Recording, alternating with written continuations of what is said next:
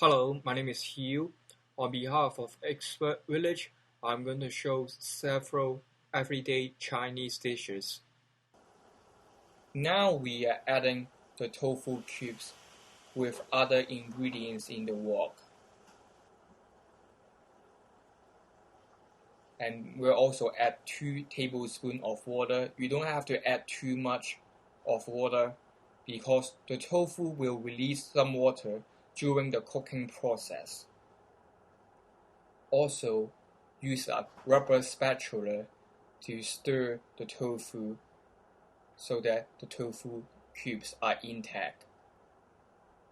As you see, after 4 minutes, more water is in the wok because the water is released from the tofu cubes. So right now, actually, we have enough liquid.